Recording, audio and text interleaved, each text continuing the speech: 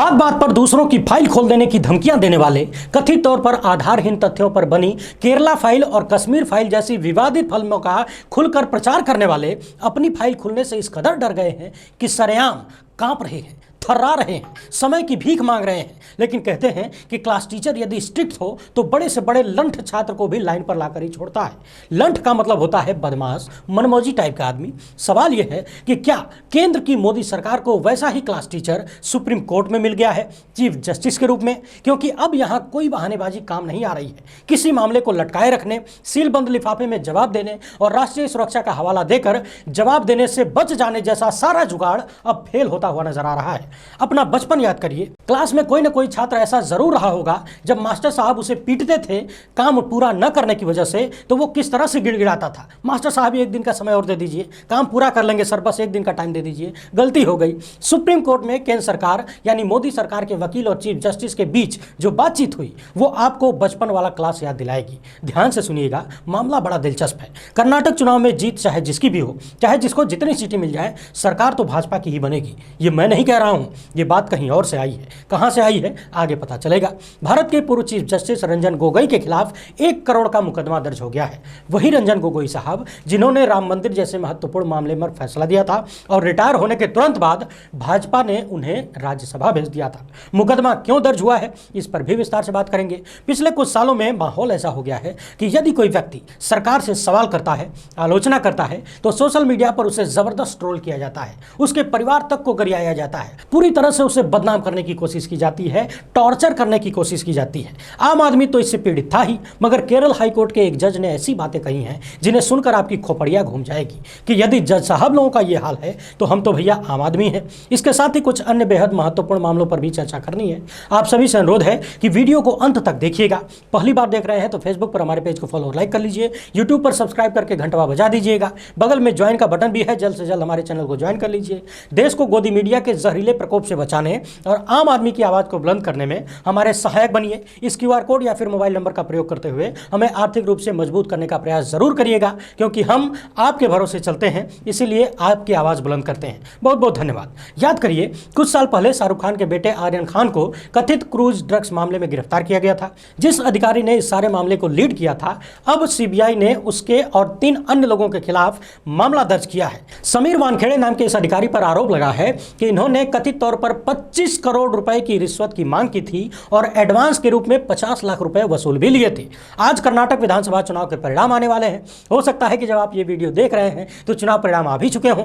चुनाव रिजल्ट को लेकर कर्नाटक के भाजपा सरकार के मंत्री आर अशोक का कहना है कि कर्नाटक में बीजेपी की सरकार बनेगी। यदि ये सबसे बड़ी पार्टी के रूप में नहीं आती है तो भी हमारा ऑब्जेक्टिव है सरकार बनाना। ये मत पूछिए कि सरकार कैसे बनाएंगे, क्या करके बनाएंगे, हम लोग निश्चित ही जीतने वाले हैं और मेजॉरिटी में आने वाले हैं। लेकिन यदि किसी को बहुमत नहीं भी मिलता है तो भी सरकार हम ही बनाएंगे। बस इतना मत पूछिए कि कैसे बनाएंगे। अब देखना यह है कि कर्नाटक में सरकार कौन बनाता है, कैसे बनाता है, क्या करके बनाता है। अब पहले बात कर लेते हैं सुप्रीम कोर्ट में हुई मोदी सरकार की मिट्टी पलीत की। इसके बाद बताएंगे कि आखिर पूर्व चीफ जस्टिस रंजन गोगोई के खिलाफ मुकदमा क्यों दर्ज हुआ है और 1 करोड़ का मामला क्या है। इसी साल जनवरी में जब हिंडनबर्ग नाम की एक अमेरिकी संस्था ने अपनी रिपोर्ट सामने रखी गौतम अदानी की कंपनी को लेकर और ये आरोप लगाया कि कथित तौर पर गौतम अदानी की कंपनी ने दुनिया का सबसे बड़ा फ्रॉड किया है। भारत के उस वक्त के 2 नंबरी अमीर इस खुलासे के बाद 2 नंबर से लड़खड़ाते हुए उस वक्त 30 के नीचे तक पहुंच गए थे। अभी का पता नहीं है।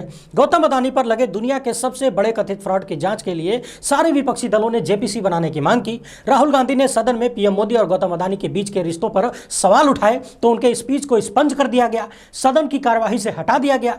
गुजरात की एक कोर्ट ने मानहानि के मामले में राहुल गांधी को सजा दी, उनकी संसद सदस्यता रद्द कर दी गई। ये सारी कहानी आपके सामने थी। इस कथित फ्रॉड की जांच कराने के लिए चारों तरफ से दबाव बनता रहा, लोग पूछते रहे, मगर मोदी सरकार ने इस पर एक शब्द नहीं बोला। जांच करना तो बहुत दूर की बात है। खुद के ऊपर लग रहे आरोपों पर जब पीएम मोदी सदन में पहुंचे बोलने के लिए तो उन्होंने भी गौतम अदानी का नाम एक बार भी अपनी जबान पर नहीं निकाला। राहुल गांधी द्वारा पूछे गए किसी भी सवाल का जवाब न देते हुए पीएम मोदी अपनी ही सेखी बघारते रहे और अपनी ही छाती ठोक कर वाहवाही लेते रहे, मगर ध्यान भटकाने वाले इन कदमों से सवाल नहीं बदलते। बाद में सुप्रीम कोर्ट ने 2 मार्च को 2 कमेटी बनाई। एक कमेटी जिसमें पूर्व जज से लेकर कई बड़े पदाधिकारी जो रिटायर्ड हैं उनको शामिल किया गया, जिनका यह काम था जिस तरह से कंपनी की वैल्यूएशन बढ़ाकर फ्रॉड किया जाता है और इससे इन्वेस्टर्स को जो नुकसान होता है, उस नुकसान से लोगों को कैसे बचाया जा सके, कृपया इसका उपाय सुझाएं। और दूसरी जांच करनी थी सेबी को जांच करनी है कि कंपनी में कहां से कितना पैसा आया, किस तरीके से आया, और वैल्यूएशन को लेकर जो घपलेबाजी का आरोप लग रहा है उसका क्या मामला है। जो एक्सपर्ट कमेटी बनाई गई थी उसने अपनी रिपोर्ट सीलबंद लिफाफे में सुप्रीम कोर्ट को सौंप दी है, मगर सुनवाई के दौरान सुप्रीम कोर्ट ने कहा कि अभी तक उस रिपोर्ट को हमने पढ़ा नहीं है, सोमवार को उसे देखा जाएगा। तभी सरकार के वकील ने कहा कि अदानी मामले की जो ट्रांजैक्शन वाली जांच है ये बड़ी लंबी चौड़ी प्रक्रिया है, इसको करने के लिए कम से कम 15 महीने का समय लग जाएगा। यानी कि सीधे सीधे यहां पर केंद्र सरकार जांच को टालकर खेल करना चाहती है। यदि आप मार्च 2023 से 15 महीना जोड़ेंगे तो मई 2024 आ जाएगा और मई 2024 में लोकसभा का चुनाव हो रहा होगा। और मोदी सरकार के लिए सबसे बड़ी समस्या यही है कि किसी भी हाल में 2024 के लोकसभा चुनाव से पहले वो नहीं चाहते कि अदानी का मामला खुल जाए। इसके बाद सरकार के वकील ने कहा कि हम बहुत मेहनत करेंगे तो 6 महीने में जांच पूरा कर लेंगे। यहां एक बात और समझने वाली है, 6 महीने बाद भी ये मांग सुप्रीम कोर्ट में रखी जा सकती है कि साहब 6 महीने का समय और दे दीजिए, मामला वही 15 महीने तक पहुंचाना है और धीरे धीरे मामले को 2024 के चुनाव तक रोका जा सकता है। मगर चूंकि सुप्रीम कोर्ट में बैठे हैं ये साहब और इनके यहां किसी की भी गड़बड़ दाल गलती नहीं है, इन्होंने साफ साफ कह दिया कि 6 महीने के भीतर जांच पूरी करके रिपोर्ट हमारे सामने रखिए और हां, जांच में यह दिखना चाहिए कि आप तत्परता से काम कर रहे हैं। Chief justice DY Chandrachud, justice PS Narasimha और जस्टिस JP पार्थिवाला की बेंच इस मामले पर सुनवाई कर रही थी। शुरुआत में सुप्रीम कोर्ट ने 2 महीने का समय दिया था, जो कि 2 मई को ही पूरा हो चुका है। जब सरकार के वकील यानी सॉलिसिटर जनरल ने सुप्रीम कोर्ट से 6 महीने का वक्त मांगा जांच के लिए, तो चीफ जस्टिस ने साफ साफ कहा कि 6 महीने का समय बिल्कुल अनफेयर है। हम आने वाले 14 अगस्त को इस मामले की सुनवाई करेंगे, तब तक आप अपनी जांच पूरी कर लीजिए और वापस हमारे पास आइए। आप ये नहीं कह सकते कि आपको कम से कम 6 महीना और चाहिए। सेबी अनिश्चितकालीन समय नहीं मांग सकता। सरकार के वकील ने कहा कि विदेशी ट्रांजैक्शन की जांच करनी है, उसमें समय लगेगा। इस पर वकील प्रशांत भूषण ने कहा कि भारत की जो संस्था है सेबी, वो international organisation of securities commission का मेंबर है। यानी कि सेबी के लिए कोई भी जानकारी जुटा लेना अंतर्राष्ट्रीय स्तर पर बेहद आसान है, कुछ ही दिनों में ली जा सकती है। इसके साथ ही सेबी 2017 से ही कुछ बेनामी ट्रांजैक्शंस की जांच कर रहा था, तो उसके पास तो बहुत पहले से सारा रिकॉर्ड होना चाहिए। यानी कि कुल मिलाकर सुप्रीम कोर्ट में चीफ जस्टिस के सामने सरकार बुरी तरह से फंसी हुई नजर आई। इसके बाद कहा गया कि अच्छा ठीक है, हम बात करके समझ कर बताते हैं। अब सोचने वाली बात यह है कि इतनी मेहनत एक व्यापारी को बचाने के लिए की जा रही है या फिर खुद की जान बचाने के लिए की जा रही है। मुझे लगता है इसका जवाब आप सभी के पास है, कुछ कहने सुनने की जरूरत नहीं है। मोदी सरकार से जब राफेल का दाम पूछा गया तो राष्ट्रीय सुरक्षा बीच में आ गई, जासूसी कांड पर सवाल हुआ तो राष्ट्रीय सुरक्षा बीच में आ गई, कोई अन्य मामला फंसा तो सील बंद लिफाफा चल गया। मगर इस बार ऐसा लग रहा है कि सारा दांवपेच फेल हो चुका है। बंद लिफाफा और राष्ट्रीय सुरक्षा के बहाने को चीफ जस्टिस ने पहले ही नकार दिया है। अब देखना यह है कि अदानी मामले में मोदी सरकार सुप्रीम कोर्ट में कोई नया तरीके का बहाना ढूंढ कर लाती है या फिर कौन सा पैतरा आजमाया जाता है। इंतजार करिए। 2014 के बाद से लगातार ये देखा गया कि जिस भी व्यक्ति ने भाजपा सरकार या फिर बीजेपी से जुड़े हुए किसी भी व्यक्ति पर कोई सवाल किया, नीतियों की आलोचना की या फिर किसी भी तरीके की टिप्पणी कर दी, यहां तक कि अपने अधिकारों की मांग भी कर लिया, तो उन लोगों को सोशल मीडिया पर बुरी तरह से ट्रोल किया गया है, उन्हें बदनाम करने की कोशिश की गई। यहां तक कि हाल ही में आपने देखा कि देश के जो चीफ जस्टिस हैं DY चंद्रचूड़ साहब, जब उनके कई फैसले बीजेपी सरकार के खिलाफ जाने लगे तो उन्हें भी नहीं बख्शा गया, उन्हें भी जबरदस्त तरीके से ट्रोल किया गया। किसी ने उन्हें ISI का एजेंट कहा तो किसी ने उन्हें पाकिस्तान का समर्थक बता दिया, किसी ने देश का दुश्मन कहा, कुछ ने इन्हें हिंदू विरोधी कह दिया तो कुछ ने इन्हें मुसलमानों का दलाल तक कह दिया। और इसका जिक्र खुद चीफ जस्टिस ने अपने कई बयानों में भी किया है।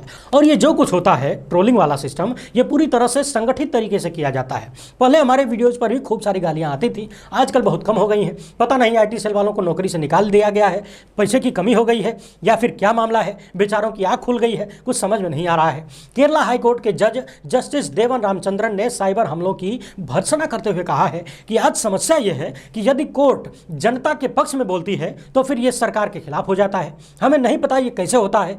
हम लोग साइबर हमलों का सामना कर रहे हैं। हम किस तरीके का सिस्टम बना रहे हैं जहां पर जज भी खुलकर बोल नहीं सकते। ये जज की भाषा है, ध्यान से सुनिएगा।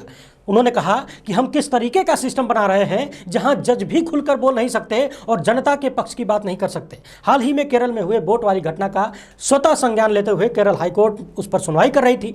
इसके बाद से हाईकोर्ट की इस बेंच को सोशल मीडिया पर साइबर अटैक का सामना करना पड़ रहा है। क्या आप कल्पना भी कर सकते हैं कि मदर ऑफ डेमोक्रेसी में ये कौन सा सिस्टम तैयार हो रहा है जिसके तहत जज भी जनता के पक्ष में बात नहीं कर सकते, बोल नहीं सकते, फैसले नहीं दे सकते, सरकारों से सवाल नहीं कर सकते। मामला तब और ज्यादा संगीन हो जाता है जब जजों के परिवारों तक को टारगेट किया जाने लगता है। भारत के पूर्व चीफ जस्टिस और राज्यसभा सांसद रंजन गोगोई के खिलाफ मानहानि का मुकदमा दर्ज हुआ है। असम पब्लिक वर्क्स के अध्यक्ष अभिजीत शर्मा ने गुवाहाटी के एक अदालत में 1 करोड़ रुपए की मानहानि का मामला दायर किया है।